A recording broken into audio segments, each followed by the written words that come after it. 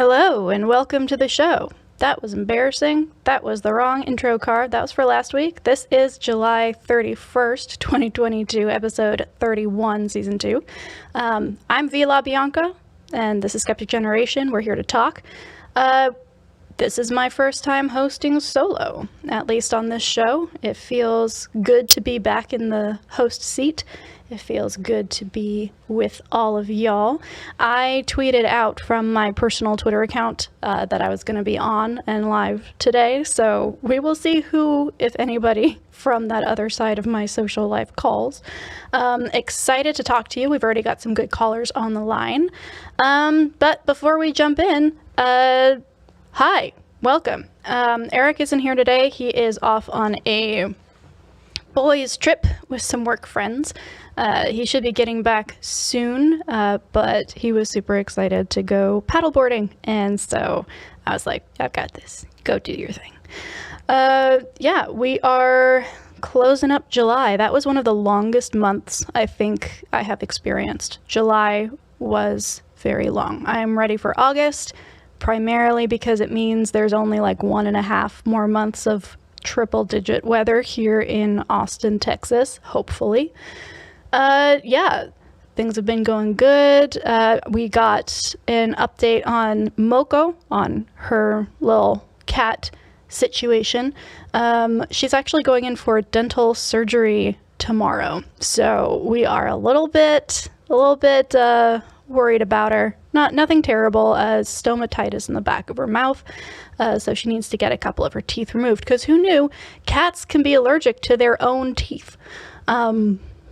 Why? We don't know, but here's hoping that that's going to help her out a little bit. She has been just hopped up on painkillers the last couple of days, because that can be pretty painful to have to deal with.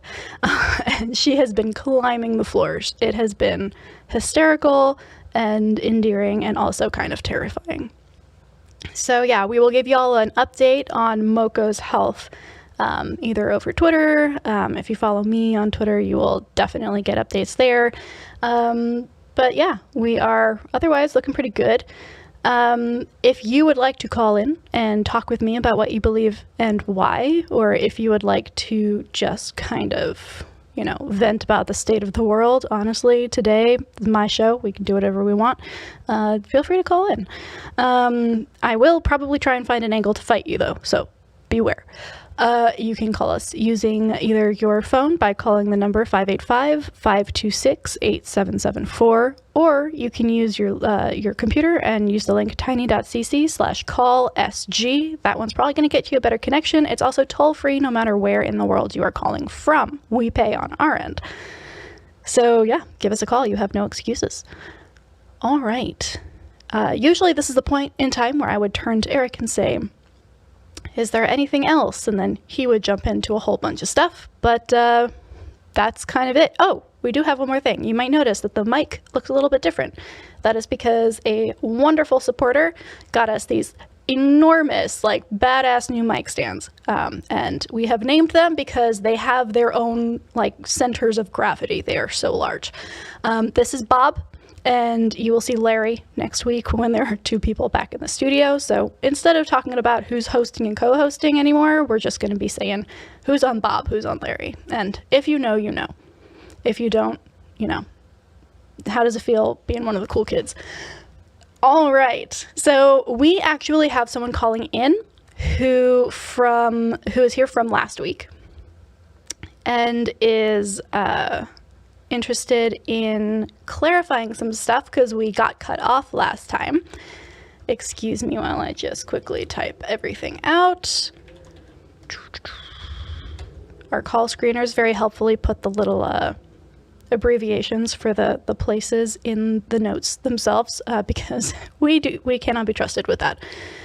We are not good at that. All right, so starting off, let's talk with Ottoa from Australia. And last week, you may remember they talked a little bit about otherkin and some questions or concerns or miscommunications that happen either within that community or from people outside of that community. So we got a little bit into it, and I would love to hear a little bit more and maybe push around on ideas around like identity and stuff. Ottoa, welcome back. Hey. Hello. Yeah, sorry. Last time hello? Hello, can you hear me? Can you hear? Hey? That's not good. Hello? Let me see. Hello? Is it? Hey?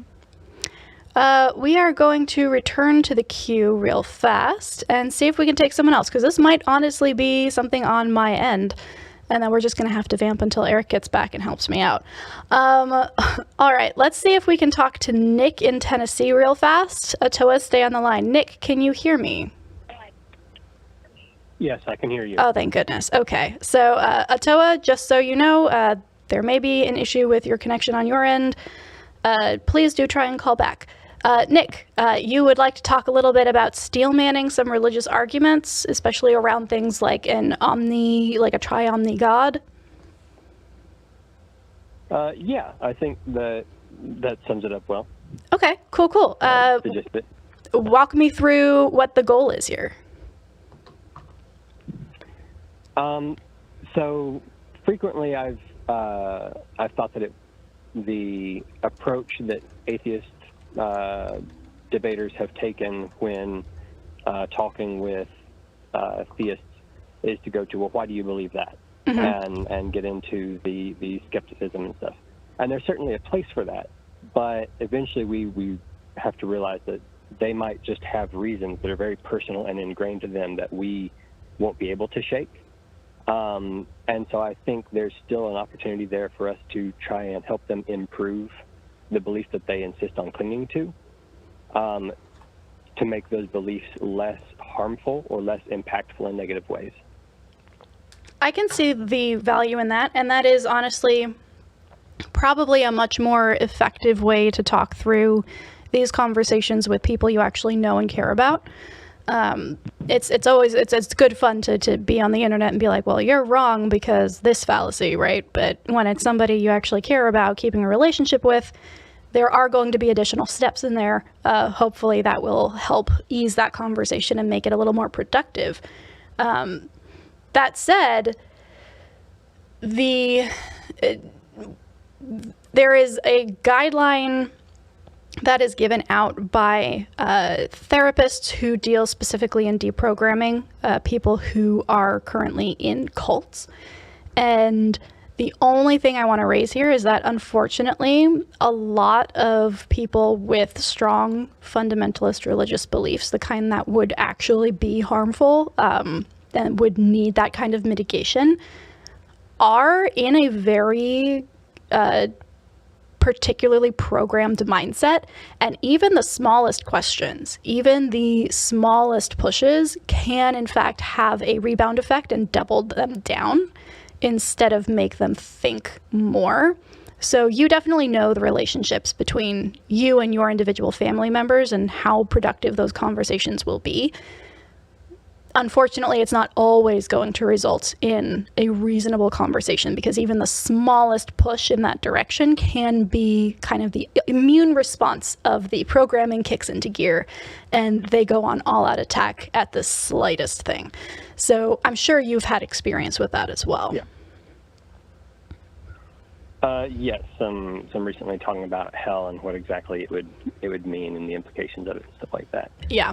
So yeah, I'm not saying that this is any kind of silver bullet or magic answer that'll solve all the problems, but when we're having a conversation and why do you believe that becomes useless in the dialogue, then, well, okay, like, are there aspects of your beliefs that can be improved, or at least aspects of your argument, like, because I think if we are trying to show people the value of a skeptical approach, and we're only doing it as like to better our own stance or our opposition against them, then it may seem a bit more confrontational, as opposed to, well, let's like working on the conclusion that, say, God is loving, for example. Mm-hmm. Does it make sense that he would create a place of torture?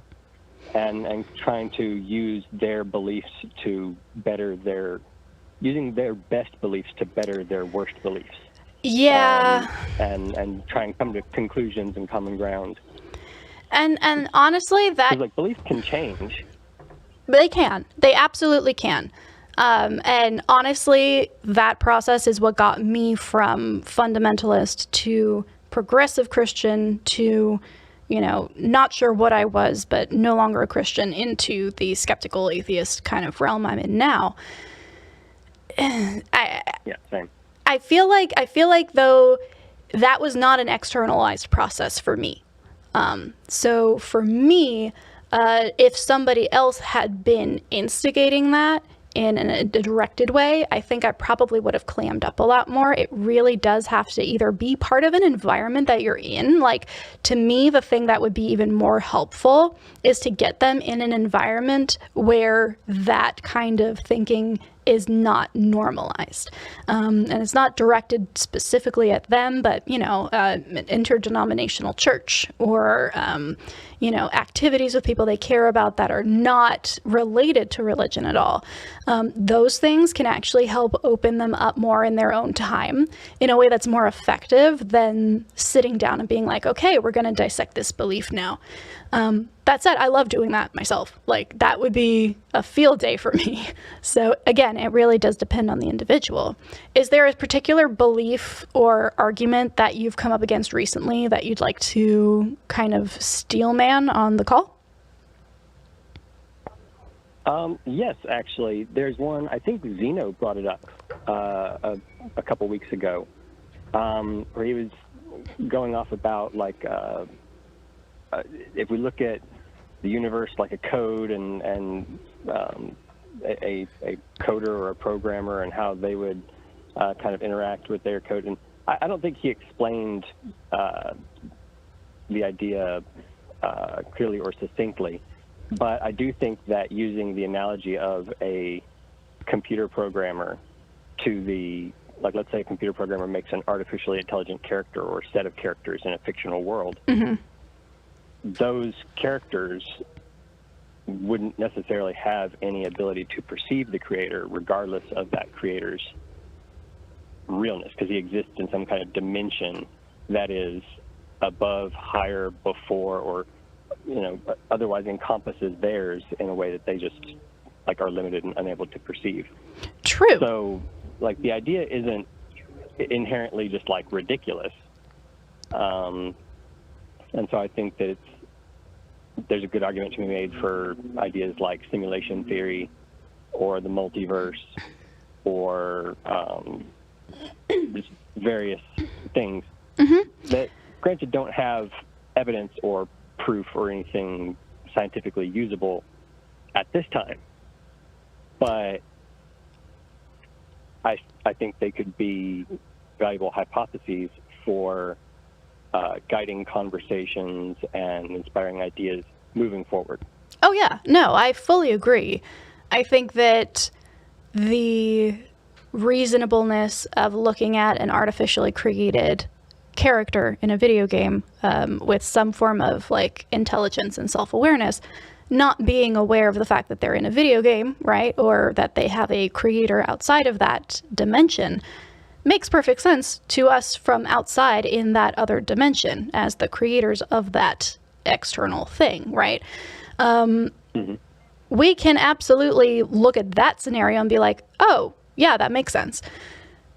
That then opens us up to this possibility of, you know, that kind of infinite regress of, like, okay, well, if we've done it, then maybe someone else did it for us. And how do we know that someone else didn't do it for them? And the infinite regress part, I'm actually not concerned about. Like, eventually we are all going to get to an infinite regress, whatever we, you know, believe. The problem I have is that at that point, it just becomes speculation. It's a possibility in certain conditions, and we are within that condition.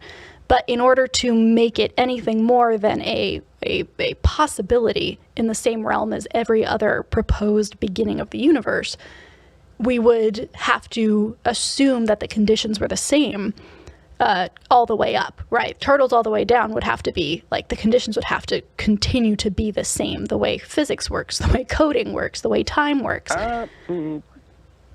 I'm not sure that's the case. How so?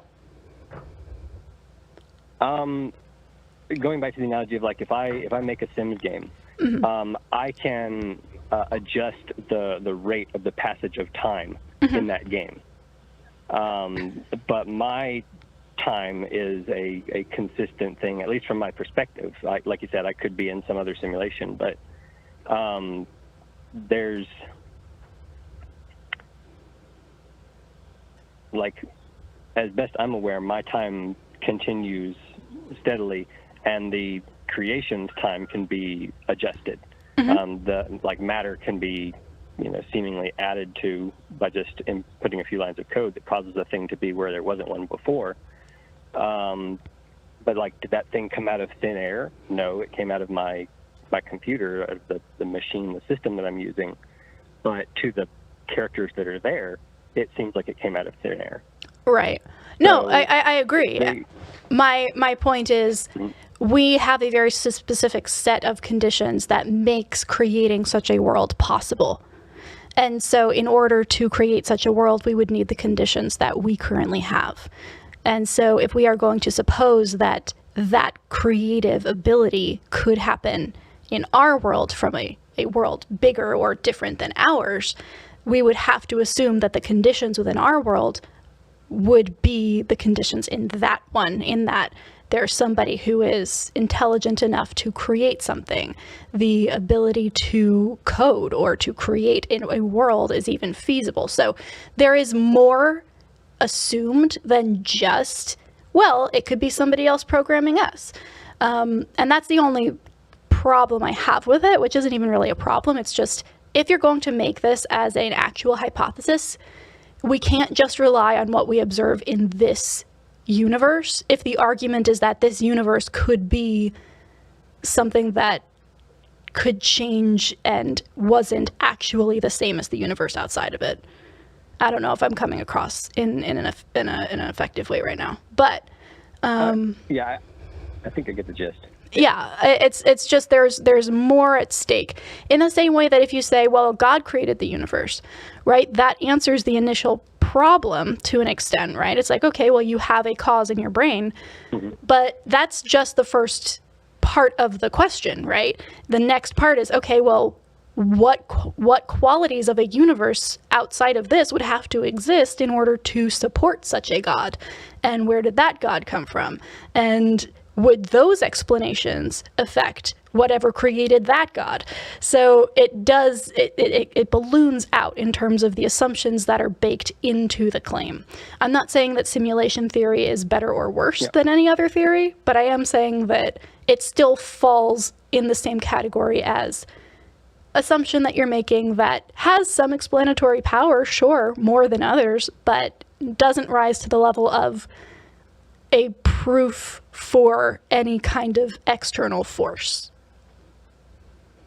No, and I wouldn't expect it to be any kind of proof at all. It's more an explanation for the supposed events that we'd seen, and an alteration of the idea of what God would be to make it one that's less of a paradox, I guess. Because, like, I'm sure we've heard the traditional, like, all-powerful, all-knowing, all-everywhere God, and then we're like, well, right, how could he exist before time? And he's this thing that has so many grandiose powers that he's a paradox. He's impossible because, can he make a burrito too hot for him to eat? Exactly. That kind of thing.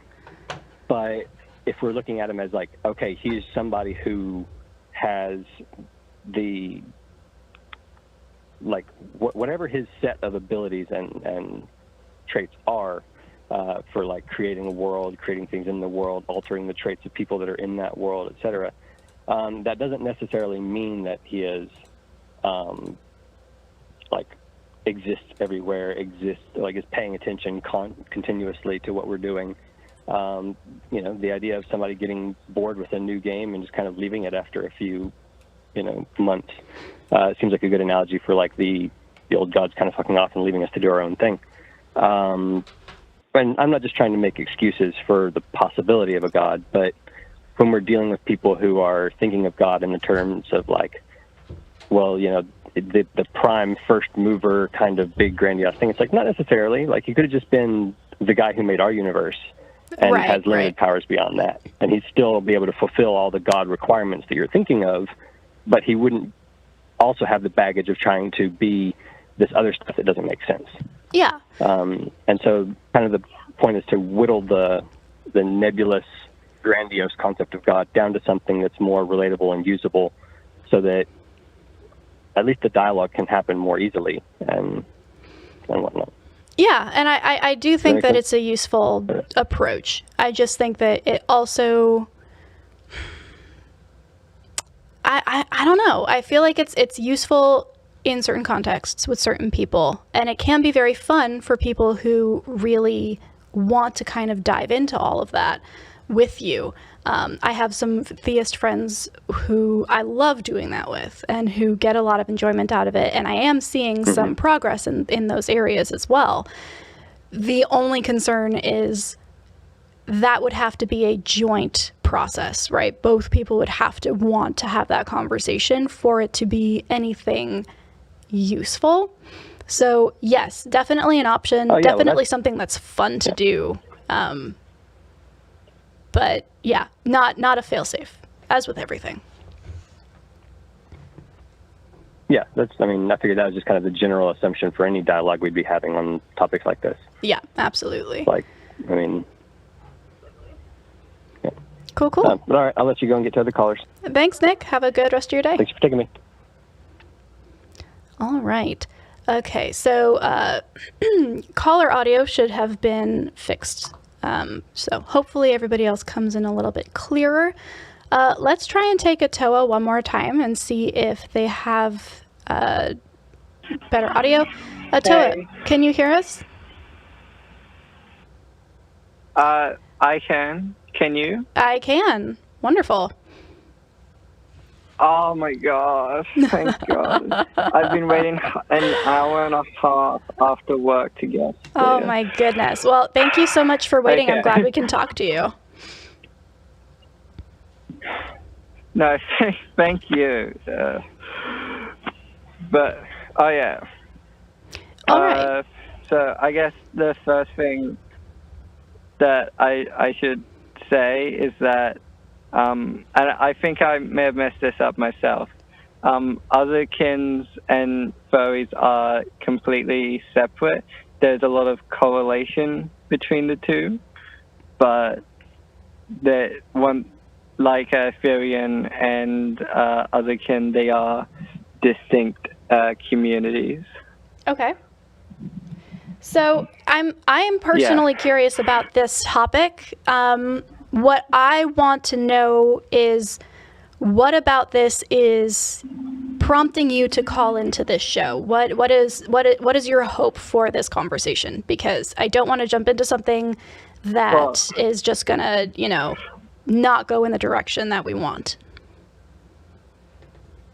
Yeah. Well, I want to kind of elaborate on what I mean by identity as well. Yeah. And I kind of want to know what you mean by fantasy, because obviously last time you talked about how what I feel is in a fantasy world, but I don't exactly know what you mean by that.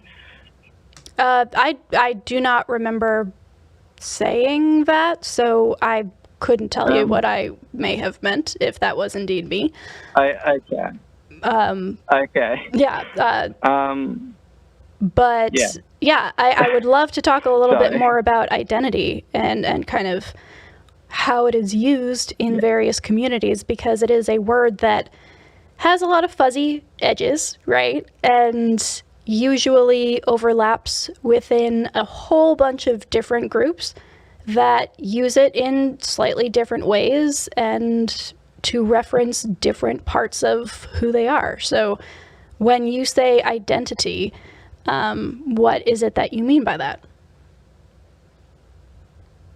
Yeah,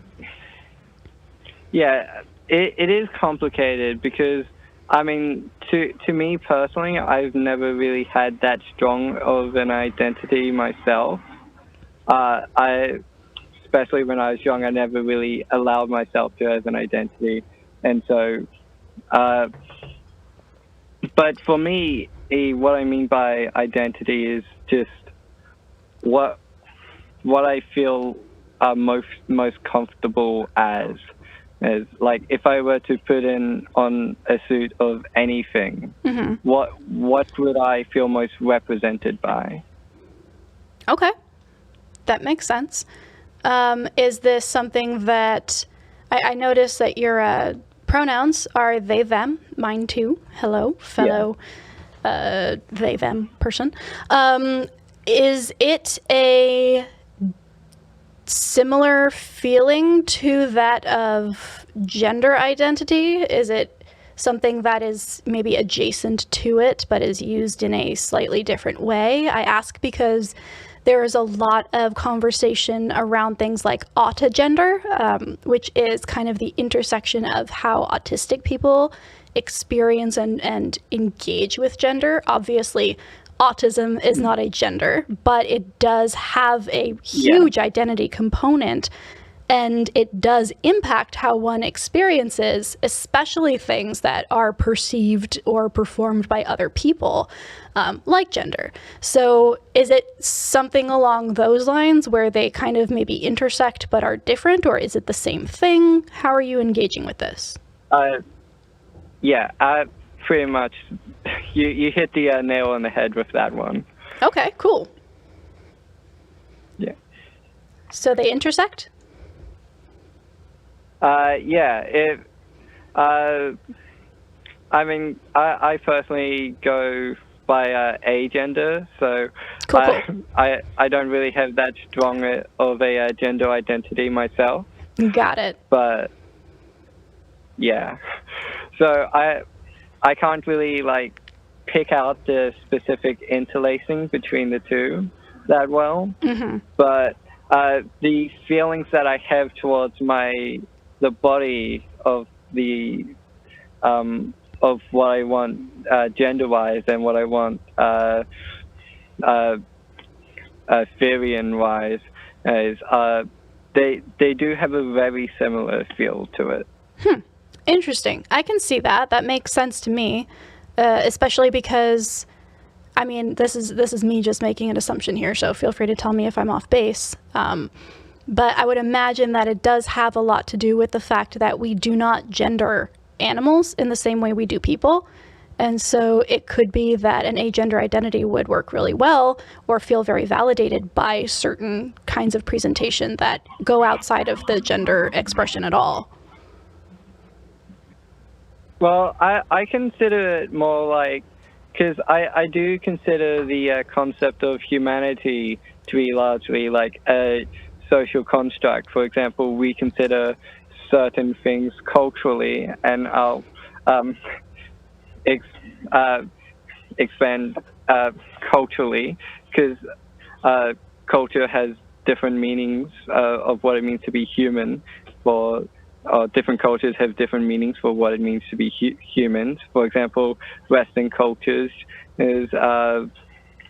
would consider eating with knives and forks on a table to be a considerably human thing, while others don't.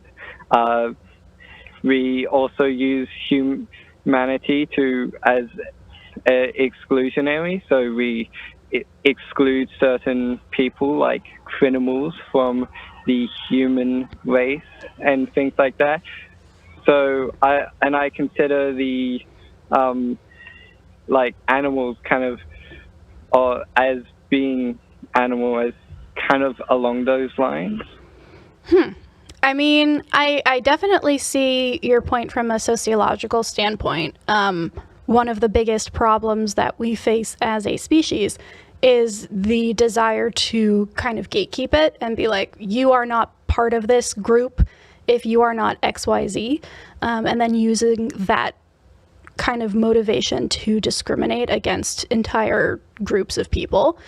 I don't think that I would, at this time, be able to say that the idea of, Homo sapiens as a species is something that we could not use to determine who is or is not a person. But I would be interested in that conversation as well. That said, I do want to make sure that I move on to we've got some theists on the line that I would love to talk to. Ottoa, is there anything, any last thing you would like to bring up? No, that's all good. Awesome. All right. Well, thank you so much for waiting on the line and for calling back in. I know that you had some connectivity issues, which is always frustrating, but I appreciate getting to talk to you.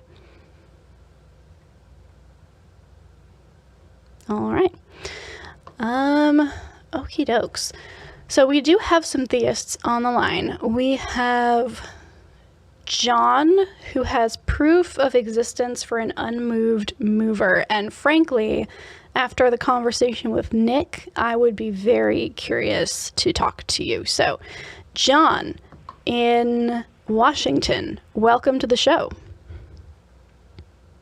Thank you, V. Yeah, I thought it was appropriate that Nick brought these things up, and just want to commend you for having the kinds of followers that want to call in and steelman these arguments. I think that's great and really good for critical thinking. Awesome. Thank you so much. I'm always happy to hear from somebody who's willing to call in and actually dive into this with me. I'm curious what your proof of the existence of an unmoved mover looks like. Yeah, fair enough. So yeah, this is maybe called the unmoved mover or the first way from Aristotle and then updated by Aquinas. Yeah, I'm sure you're familiar. So yeah, the first premise is pretty simple.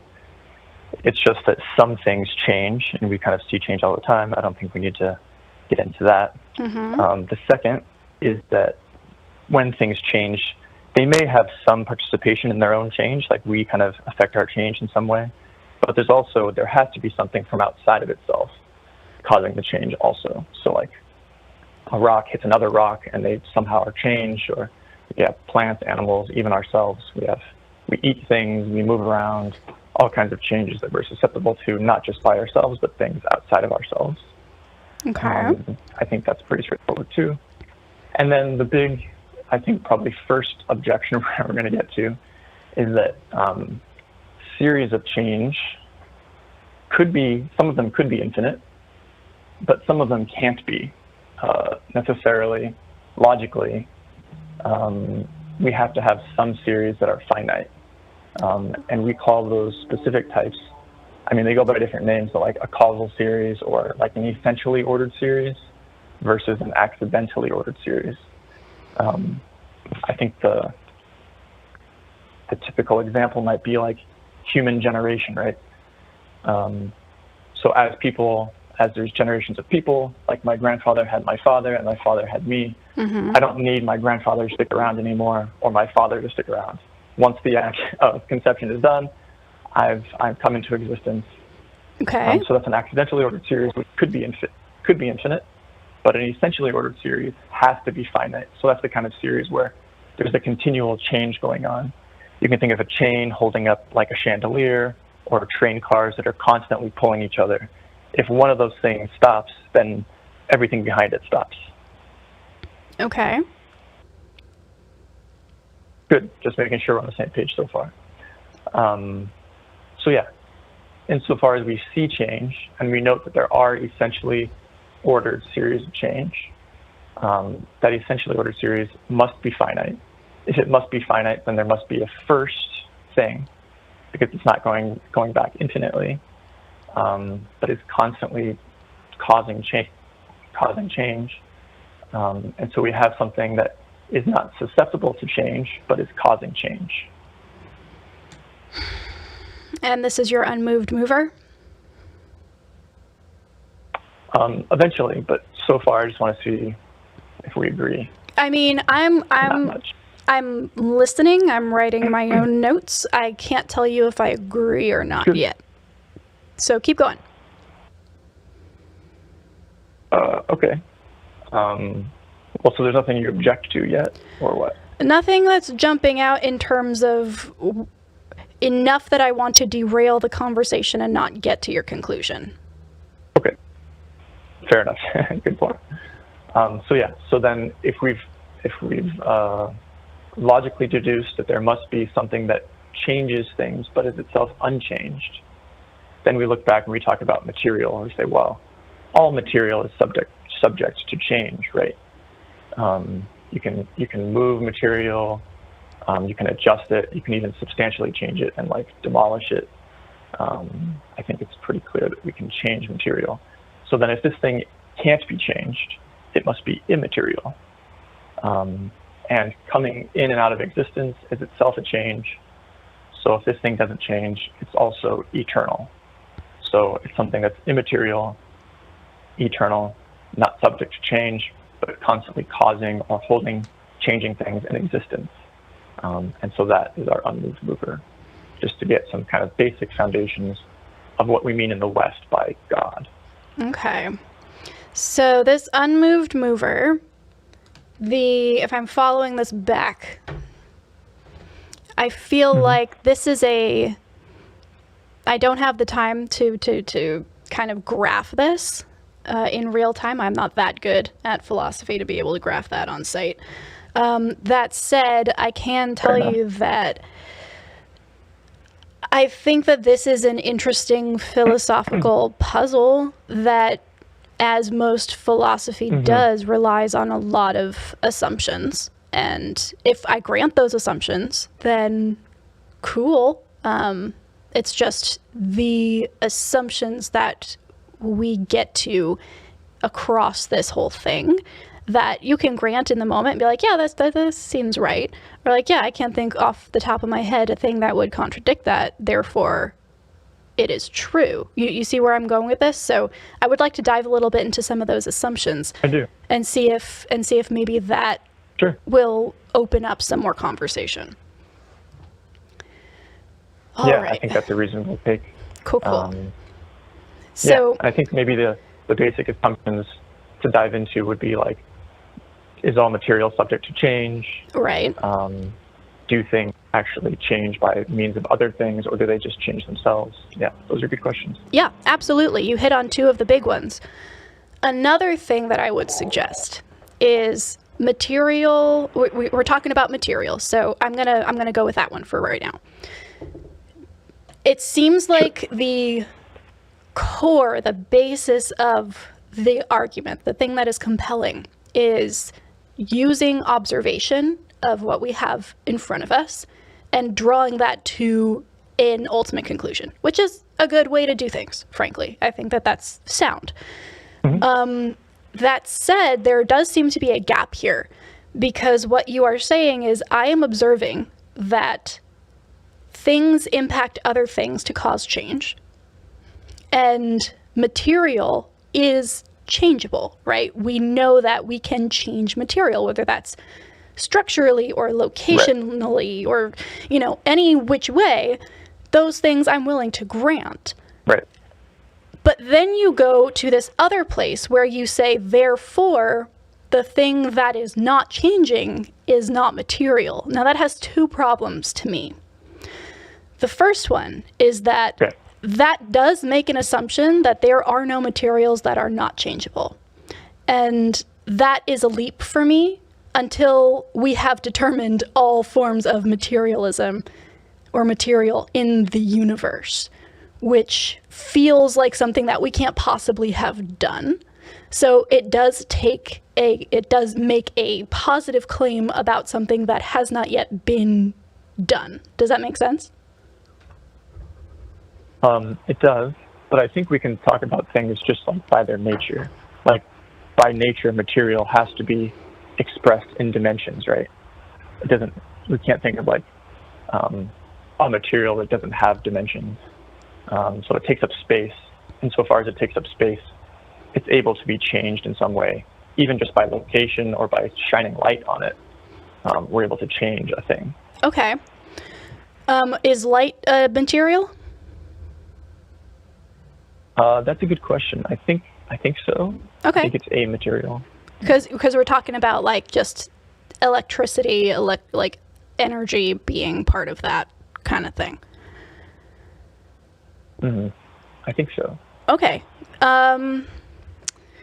So that kind of leads into my second point here, which is even if I were to grant that, which I'm not sure I do, but let's do it for the sake of the conversation. In what situation have we seen an immaterial thing change a material thing?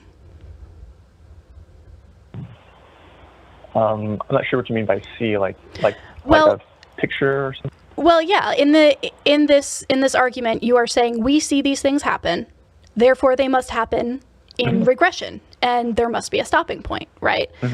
And so your argument ultimately is that the first cause, this unmoved mover, must be immaterial. But then I must ask the question, if we're basing this entire argument on what we see day to day, then the argument that an immaterial thing can cause change in material things must also therefore be observed, right? So we need to be able to know that something that is immaterial can affect a material object. And I'm wondering where in the world right now do you see that as even a possibility? Because to me, it feels like even if we were to grant everything up until that point, the attempt to try and make that first unmoved mover immaterial jumps from the realm of observation that is able to be granted into a realm where you are making a claim that an immaterial thing can change a material thing. And I just want to know where you've seen that happen before. Yeah, sure. So I think when you said that the whole thing is based on observation, I don't think that's quite true. I think the premises are empirical. So like we see things changing. I don't think anyone could argue against that. Things change. But after that, we also use like philosophical reasoning. So we can use logic and reasoning to deduce things, even though we don't see them happening. For instance, I don't need to know anything about uranium or gold or helium, or see it or take a picture of it to say the following logical deduction. If uranium is heavier than gold, and gold is heavier than helium, then without film or pictures or actually touching these things, I can logically deduce that helium is lighter than uranium based on the premises. Right, but those premises were constructed by observation, and you can confirm that conclusion again through observation. You don't have to in the moment because other people have, but that is still a conclusion that can be backed up by observation. Sure, but we could plug in any observable first two premises, right? I mean, this is how syllogisms work. You plug in two true premises, the conclusion must necessarily be true, even though you can't film it or take a picture of it. Right. But my concern here is that you are making a claim based on observational data that disagrees with the presumptions of that observational data, right? You can't say we have seen material things move because we, as material things, move other material things, or we have seen material things move each other. Therefore, an immaterial thing must have moved material things, right? That's bringing in a second argument that basically contradicts what you have presented as your first premises. So you're saying, we observe this, therefore this other thing that we have not observed and cannot back up, if you're willing to grant that it is purely a philosophical assumption that cannot be proven, then okay, cool, you came up with a way to get to an unprovable philosophical claim. But if you're going to be using this as a way to prove something that happened in real life, and you're going to be coming at me with observational data, then my question is going to be, okay, when has an immaterial thing moved a material thing or changed a material thing ever? Do we know that's possible? Yeah, I think it's a fair question. And so I just want to make sure we're on the same page about how reasoning and logic works. So if I have two premises that we know to be true, and then we use sound logic to draw a proper conclusion, whether we see that conclusion or not it must be true if our premises and our reasoning is true, right? I feel like we're getting lost in the weeds between the rules of the game and reality.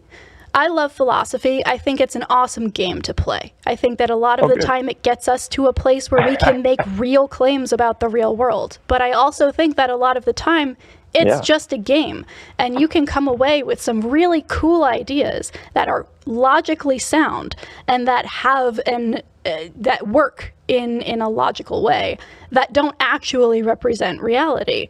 And I think that right now we are getting lost between those two. So I would have to graph this. I would have to empirically look at the truth value of every one of these many premises that you've developed, and then tell you for sure whether or not it's a valid logical argument or a sound logical argument, right?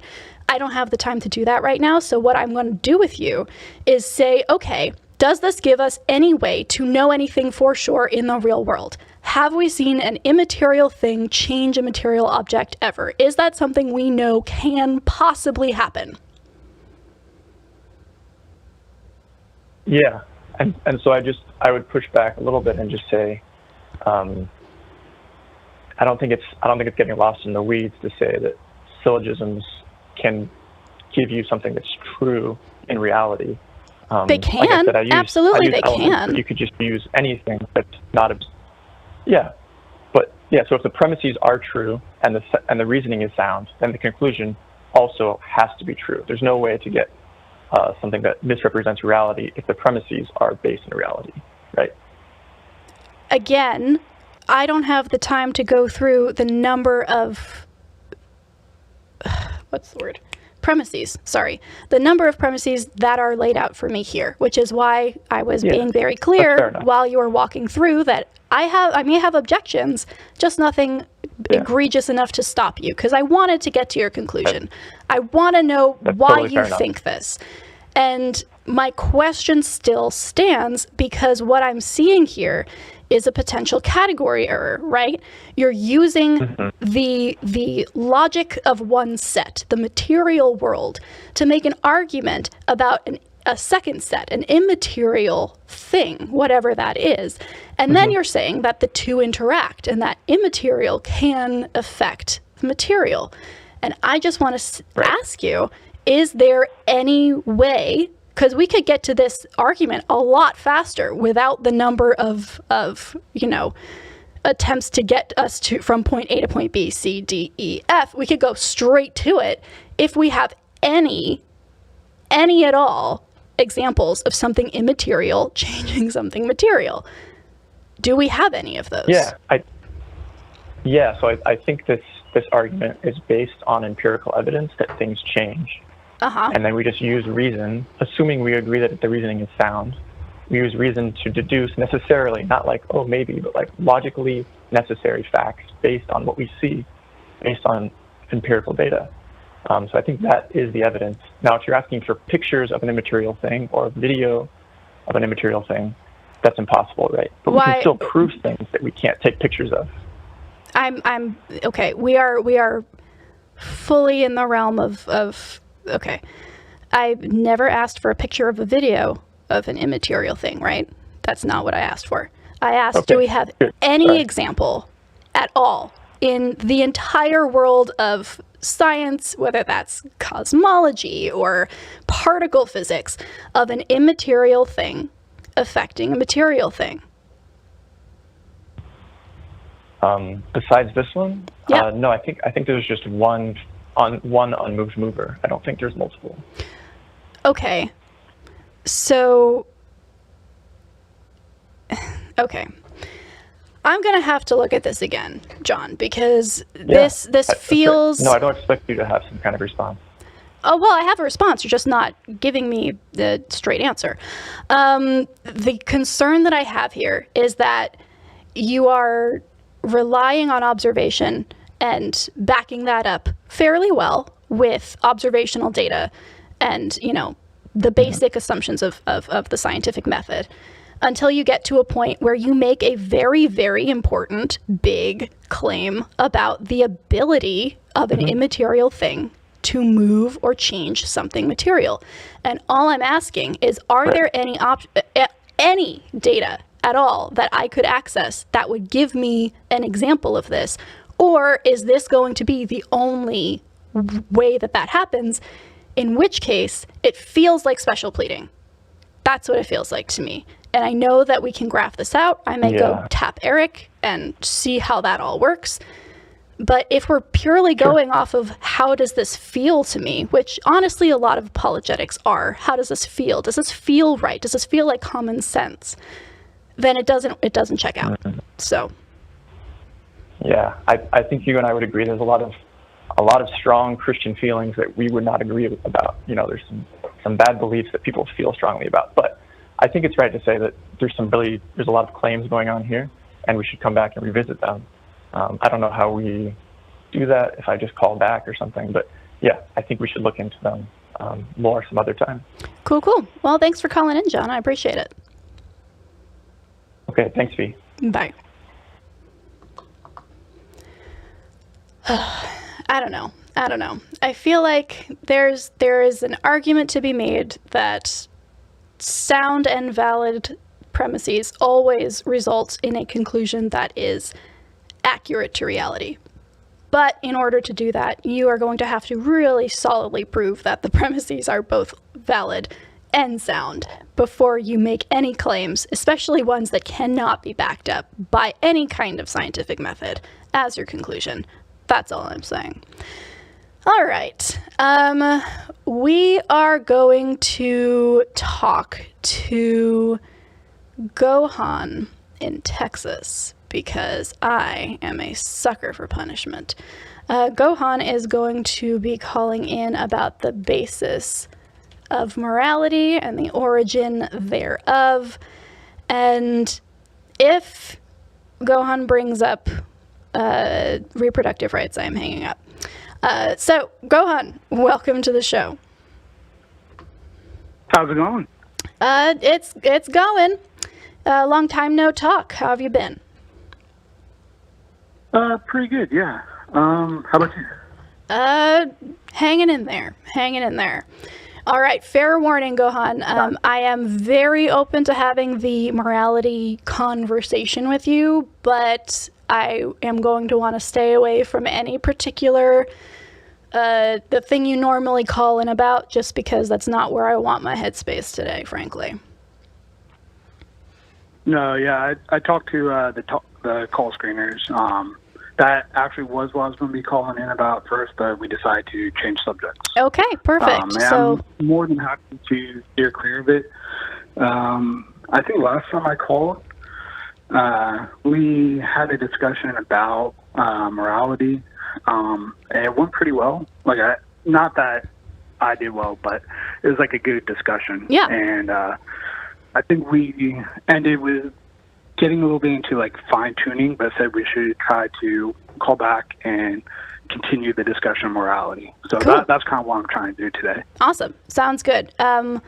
Let's figure out where we left off. So do you want to give just a quick overview of kind of what we've talked about up until this point? Yeah. Yeah. So as far as theism goes, we've talked about fine tuning and morality. I've kind of presented my argument for why I am a theist as an acronym called SHAPE. The letter A in SHAPE stands for arguments for... Oh, that's right. I remember this. Reason and logic. Reason and logic and arguments for morality. So that's all included in the letter A for SHAPE. We also talked about S for science for fine-tuning. But I think today we're talking more about morality and the basis thereof. Cool. And why is a big reason I'm a theist. If you were able to kind of change my mind on this today, there would be a much better chance that I would be an atheist today. Damn. Well, all right. There are the stakes, people. I'm not super interested in changing your mind, but I am interested in seeing where your mind is at. So let's dive in. What do you think is the basis of morality? So my quick answer is God. Okay. But if the main reason I think that is because I'm trying to assume the opposite, where there is no God. And when I assume that, I see there's no possible way for morality to exist. When you as long as I see there's a possibility for morality. Mm-hmm. Okay. Sorry, go on. No, that's a good answer. So you're saying, okay, you're starting with this understanding of morality, and the fact that it does exist leads you to believe that it has a cause, which is God. Not 100% God, but it has to be something that's not a part of nature. So some type of supernatural cause. Okay. Whether that's God or not. But, cool. Yeah, I don't think any natural means can get us to morality. When you say morality, what are you referencing exactly? Because when people use that word, they can mean a whole bunch of different things. And I don't want to put a meaning on that and then argue around each other. No, yeah, that's a good point. I would say not an absolute list of right and wrong. Sorry, not an objective, but an absolute list of right and wrong. I know I've heard a couple people like Cosmic Skeptic have arguments that you can still have objective morality even if it's not absolute. So I'm trying to stay away from the word absolute. Sorry, I'm getting my terms mixed up. I'm trying to stay away from the word objective. Right. Absolute. Okay. That makes sense, and I appreciate that, because if you said objective, we would have to, this is a skeptical call-in show. We would have to go down the objective can be whatever we decide collectively it is route. But you're talking about something that is absolute, so something that is or feels like it has been handed down, and there are no ifs, ands, or buts about it. Not necessarily handed down, but yes, there's no ifs, ands, or buts, just like there's no ifs, ands, or buts that 2 + 2 is 4. Okay. Like that's true, absolutely. Well, absolutely in base 10, but we'll move on from that. Okay, so give me an example of an absolute right.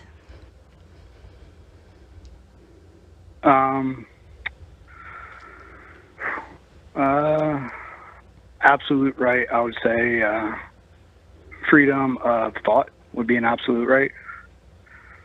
Freedom of thought. Okay, that's not okay. I don't want to say not right as in like something that is granted by a government. I'm talking in terms of absolute good things and bad things to do or be. So can we make that more within that realm? So like freedom of thought as in like the right thing to do absolutely in X case would be what here? Okay. Let's go ahead. I think I brought up this example before, but I'm going to try it again. Okay. Killing half of society with like a Thanos snap in order to have betterment for that society that lives. So killing for the greater good. Killing for the greater good is an absolute right or an absolute wrong? Sorry, that would be an absolute wrong. Okay. So I am very curious about what these absolute rights are, because to me that feels like the more interesting area to go, but we can absolutely start with an absolute wrong. Okay. An absolute wrong would be killing for the greater good. I like that. How would you define the crucifixion? I would define it as killing God. For the greater good? Yeah. Okay. Was that absolutely wrong then? Yes. Wait, the crucifixion was absolutely wrong morally? Yes. Wait, you're going to have to walk me through this one, man. Sure. Okay. Sure. Tell me how this is an absolute wrong, if it's also... Okay, yeah. A part of God's plan does not mean like God caused it. The people who crucified Jesus, whether they wanted him to die for the greater good or they wanted him to die for blasphemy, either way was wrong. There's crucifying him was not all right. Yes, it brought something good, and yes, it was great for us, but it was not all right. And most Christians, like, we are very happy that we are saved, but we wish that Jesus would not have been crucified, if that makes sense. That is something that would have gotten you kicked out of my church, for sure. But let me clarify this. For me. No, I get that the idea that, like, the Romans and the Pontius Pilate killed Jesus, they were wrong for doing that. Totally get it. Like, that makes sense. But Jesus prayed to God in Gethsemane to the point where he was bleeding blood. He was, like, sweating blood, asking to not have this cup taken from him. He didn't want to do it. And then the assumption that most Christians go with is that God said, no, you kind of have to. And he was like, okay, fine, I'll do it. God told him to be killed for the greater good in that sense. So was that morally wrong? Do you think God caused the crucifixion in any way when he did not take that cup from Jesus? I think it would be very difficult to argue that the plan was for God to come down and be crucified, and that everything led up to that point in order to save society, without also arguing that God had a hand in doing that.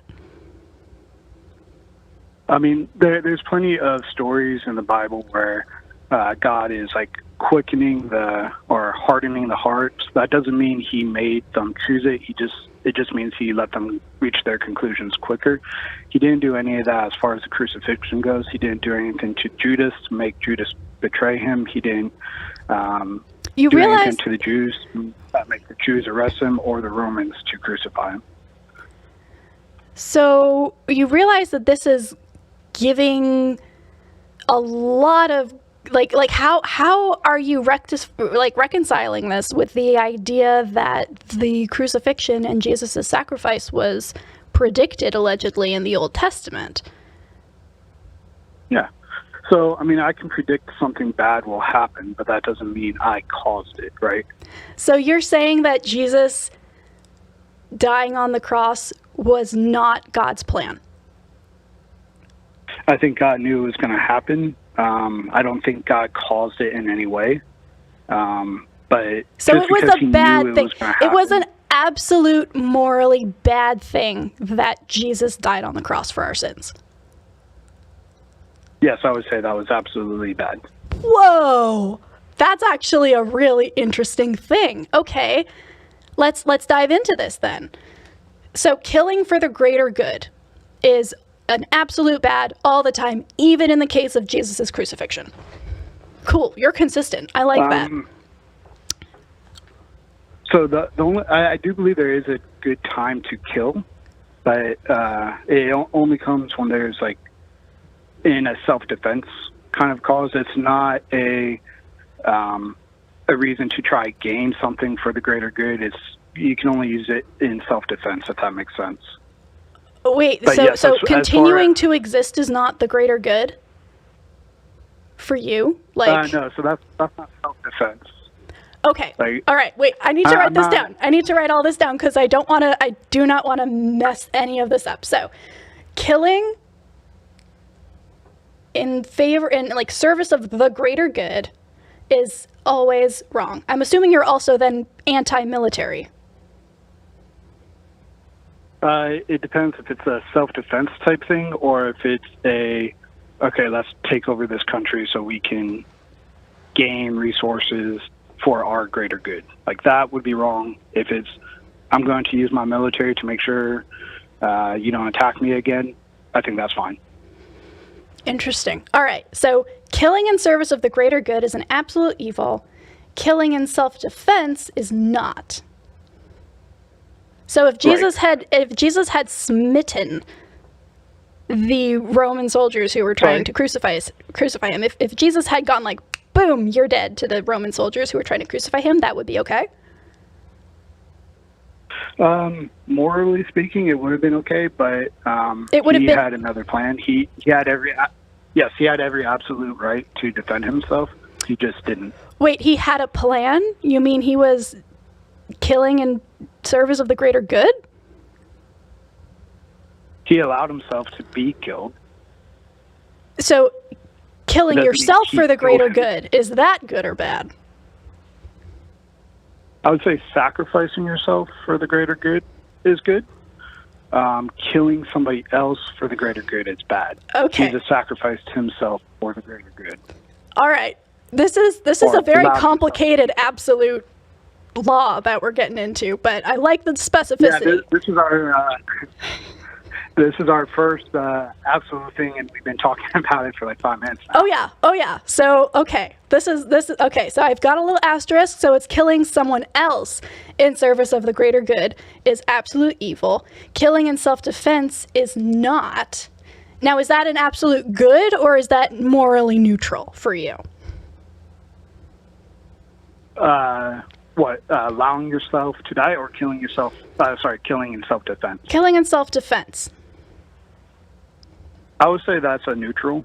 Okay. Unless if it's for yourself, I would say it's neutral. If you're defending a loved one, I would say that's a good. Okay. But so far we're going through examples of what I believe is absolute right and wrong. But I still think we need to have the conversation of, does an absolute right and wrong exist? Well, this would is it be absolutely wrong? Right. Well, that break any certain rule. Okay. So here's why I'm getting into this level of specificity here, Gohan. It's not absolute evil. The reason is it's very easy to say killing is always wrong. And then the second we ask, okay, well, what about this situation? Then all of a sudden these asterisks come up. Oh, okay, well, killing somebody else is always wrong, except if it's in self-defense. Then it's not. Then it's morally neutral. In fact, if you're killing in self-defense, it's morally neutral. But if you're killing in defense of someone else, then it's morally good. It's also good morally to sacrifice yourself for the greater good. So dying for the greater good is not either absolutely bad or absolutely good unless we specify what type of person is dying and what that greater good is. So the point I'm trying to make here is that it's very easy to say in broad strokes that there is this absolute level of right and wrong until we get into these granularities. And you've been very, very open about what you think these absolutes are. But you just said it yourself. This is what I think. Do you think that everybody agrees with you in these three things, that killing someone else in service of the greater good? Not. Okay, you don't think they all believe that? Definitely not. Okay, so how can it be an absolute morality if not everybody shares it? I mean, it can be absolutely true that 2 + 2 = 4, even if I happen to think it equals 5. Not everybody needs to share the same truth in order for that to be true. Does that make sense? Kind of. But the concern there is that you can go to school and become educated and learn objectively that 2 + 2 = 4. There are way too many cultures. There are way too many cultures and way too many individual experiences of this world and way too many religions for you to be able to objectively teach somebody a moral absolute, I would imagine, unless you are willing to say that you have the one way. No, yeah, I disagree. I think maybe not in my lifetime, but I think eventually, after enough discussions, everyone will come closer to discovering the truth, whether it's for arithmetic or for morality. I think there is a truth out there for morality. I could be 100% wrong, but, I mean, the fact if I'm wrong, that kind of shows there is a truth. But I think eventually we will be able to discover the truth, just like we discovered the laws of arithmetic. Why do you think that? Because I do believe there's a absolute truth out there of right and wrong. I think we can probably all, not actually, we won't all agree, but I know you would agree, raping a child is wrong. Mm-hmm. And that's absolutely true. There's no conditions you can put on that. Even if it did create some messed up hopefully never happen in the future, even if it did save the humanity, still raping that child would be wrong, even if it was for the greater good. So I think the fact that I don't see a way around that. I feel like that shows that there is morality, and that's absolutely true. You realize that no natural law can get me there. Okay, but you do realize that the entirety of the Bible took place in a time where they basically sold girls off at the age of like 11 to be married to older men, and that was just considered marriage, and that was not even considered a thing that was even worth talking about. It was so normal in terms of morality. Like that the Bible be 100% immoral, and that still wouldn't change what I said as far as actual moral truth existing. Even if the Bible was 100% immoral, it wouldn't change the fact that morality still exists. I mean, I agree. My assumption, though, was that you're getting your basis of morality from the Bible. Is that not accurate? No, okay. It's not accurate. Where are you getting your basis for morality, Gohan? More theology, which is separate from the Bible. I don't think you want to know what the theologians were doing, Gohan. You're saying that you have gathered... Theology or philosophy. Okay, you have gathered your conception of absolute morality from a bunch of various sources, which honestly is better than pulling it, ad hoc from one source, so good for you. That said, that to me feels like a very unabsolute version of morality if what you're doing is going to various church fathers, various philosophers, various theologians, and kind of coming up with something that works for you. Not saying it doesn't work for you. It might be your absolute morality, but that doesn't seem like a good way to get to ultimate reality or ultimate morality, right? Unless you think you're being guided by something. My rules of morality are irrelevant. The point of the conversation is to establish if there is actual morality that absolutely exists. Not really. So it is valuable. It is. I mean, I could be 100% wrong. I could be wrong that maybe the right thing to do is to kill for the greater good. Maybe I could be wrong with that, but still there would be a right and wrong. But if you whether don't... I know it or not. Okay, but that is just a claim now, right? We got here... We started out with, there is an absolute right or wrong. I'm going to give you a list of what I think the absolute right or wrongs are, and now you're saying you don't even know if you're right. There's just an absolute right and wrong out there somewhere that you hope you're like kind of aiming towards, but you might be completely off base. That's not a really good argument. I never said, here's my list. You asked me for a list. And, I kind of wanted to steer away from what my personal list is. I kind of want to steer more towards how would you justify a list of right or wrong with natural law. So, like the secular humanism tries to justify morality. It's more of an objective morality, but I don't think secular humanism can in any way justify absolute morality. Neither do I. Okay, so then we would agree that through natural law, that absolute morality can't really be justified? Yeah, sure. Now that's one reason why I'm a theist. But that doesn't make sense. Do you understand why? You're right. Yes, my belief of absolute morality is there. It's hard for me to justify it other than examples, but it is something I currently believe, and I'm trying to see if I could become dissuaded of it. But I do currently believe there is absolute morality, and because of that, and because we both agree natural secular humanism can't get me there, I can't be a secular humanist until I drop the belief of absolute morality, or there's a way to justify absolute morality with natural law. And right now, I don't see either of those two happening. I respect that that's where you're at. And I like that you're able to articulate like a thing that would actually impact your worldview. That's an important thing to understand about yourself. But I still am not clear on why you think there is an absolute morality at all if you are admitting that you do not have access to it.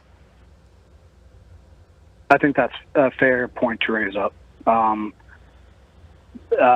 My reason for believing absolute morality is not the best, but it is something I currently hold on to. My reason is just a doubt of utilitarianism or ultimate good. I don't believe that's any type of morality, and again, that's still really just restating my stance. I don't have a good argument for why I believe in absolute morality. I just do, and I wish I could either become dissuaded of it or find a reason why absolute morality exists through natural law. Okay. Well, I would encourage you to pursue the former rather than the latter if you are indeed looking at kind of tapping into this and seeing if you can, in fact, defend it and have a good reason for believing it. Because we all have things that we believe for no good reason. But this feels like a very big one and something that I personally would really like to tackle if it were me. And I would also say utilitarianism is not the only other option. I would do more reading into moral philosophy in areas that are not the traditional, like Kant and all of that, because there are other options between like cold utilitarianism and moral absolutism. Actually, they're not even contradictory, like they could overlap, right? Like utilitarianism could technically be ultimate morality. We just don't know because we don't have a grasp on it because it is so tenuous and nebulous. No, you're 100% right. It could be, but even if that was true, I would still have a disagreement with that set of morality. And if that set of morality said it was good to rape a 5-year-old in order to save humanity, I would still disagree with that being moral. I don't know where that comes from. I can't sign on to that. Okay. Well, I would definitely dive into that some more because I think you're on the right track here. Who do you suggest? Yeah. Do you suggest? I've listened and read Harris. Is there anyone else you suggest? Yeah, I would stay away from Harris. Honestly, he has an agenda and it's not a philosophically.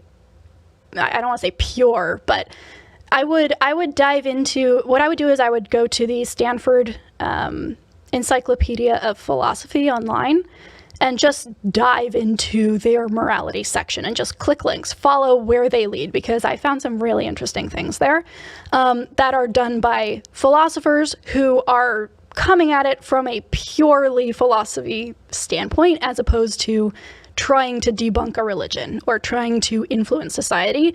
And there are more options available to you. So that might be a good place to start. You said Stanford? Stanford Encyclopedia of Philosophy, yeah. Okay. I'll check that out. Have you heard Cosmic Skeptic's ideas as far as morality goes? Oh, yeah. Yeah, absolutely. He actually recorded over here a little bit ago. Do you kind of agree with those? No. Cosmic Skeptic and I disagree on a lot, actually. But to me, that just backs up the idea that morality is subjective in terms of what feels right to us internally versus maybe what logically we might agree with. The fact that those are dissonant is the reason this is such an interesting conversation to have in the first place. And I think we should embrace that dissonance and dive into it more deeply as opposed to be like, well, this is just what I believe, and I guess this is what I'm stuck with. So, yeah, do some reading. Give us a call back. See what you think. All right, Stanford Encyclopedia. Got it. Cool. All right. Bye, Gohan. All right, talk to you later. Thanks for the call. Bye. That was weirdly really nice. Turns out you can have nice conversations with people. That's awesome. Makes me happy. All right, we have 10 minutes left because that went on for a while. I want to make sure we do talk to one more person. so let me see who has popped up in the time I have been arguing about all of this fun stuff. Okay, I'm taking Phoenix because Phoenix is also talking about moral imperatives. And I'm just gonna type this in, make sure I spell Phoenix correctly, because last time I did not. All right. Phoenix, you're asking about moral imperatives, which works out really well for everybody right now, so welcome to the show. Yeah. Yeah. I find it funny that, like, immediately after I typed in and, like, talked to the screener, like, you got that call, and I was like, oh. Well, I'm curious what your thoughts are here. Oh, yeah. I was just wondering what your thoughts are, honestly. Yeah, about imperatives in terms of, like, Kantian imperatives, or just imperatives in the colloquial sense? No, just in general. Well, maybe, like, just, like, whether there is anything, like, that are, whether there are, like, moral imperatives, and, like, what they are and why. Yeah, cool. So the only moral imperative that I think I subscribe to that I can think of off the top of my head would be respect for autonomy. So respecting other people and other beings' ability to just kind of be. That is the only one that really comes to mind as something that is an imperative or something you should do, that like positive action, as opposed to most things which are just like, don't be a dick, right? Like, don't do things. Yeah.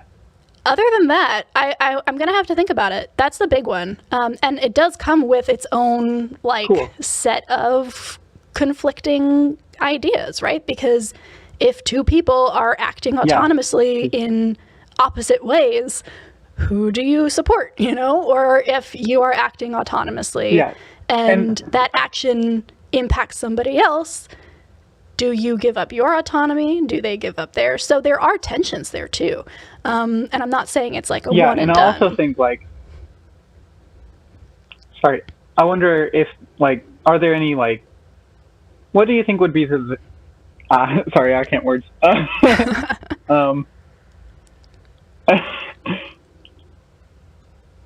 I had a thought, but I can't articulate it. Basically, I'm wondering, like, if there's, like, an idea or something that, like, is getting in the way of someone's autonomy, like, do you think someone who, like, maybe, like, knows what, like, maybe knows the approach that would help them, like, maybe, like, do you think that person has the responsibility to, like, try to, like, help them, like, through with that, like, belief? Interesting. So I'm assuming that would be like, do you have a moral imperative to defend someone else's autonomy? Yeah. Like, yeah. Okay.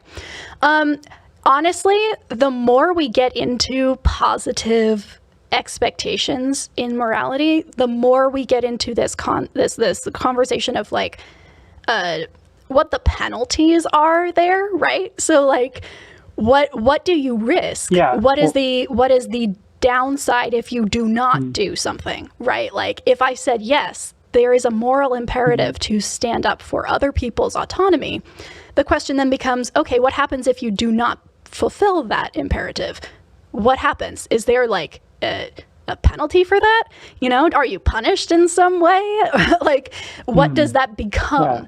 So I feel like I'd be hesitant to even say that in any objective sense. I think that personally, I value people who stand up for the autonomy of others, and I see them as more moral beings. I see them as people who I would personally want to be around.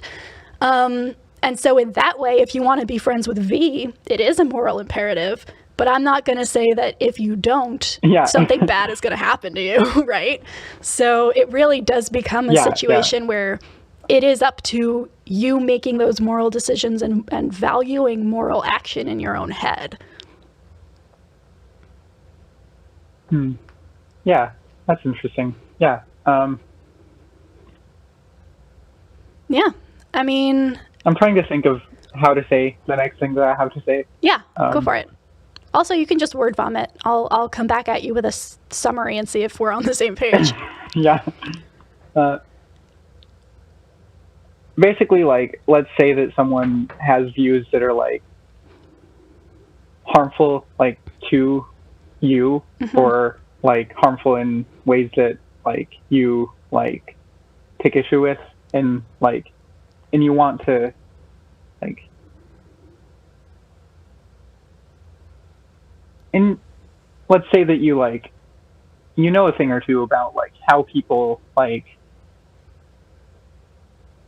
come to understand things, and, like, you have experiences where you've, like, come to understand things, and you think that maybe if you, like, actually put in the effort, you might be able to actually, like, dissuade them if you did it right. Yeah. But you also, like, don't want to be around the views that are, like, harmful to you. Right. Yeah. Yeah, like, so... do you think there's a responsibility if, like, if being around those people is, like, harmful to you, but you also are always going to, like, be, like, bothered by not having done it?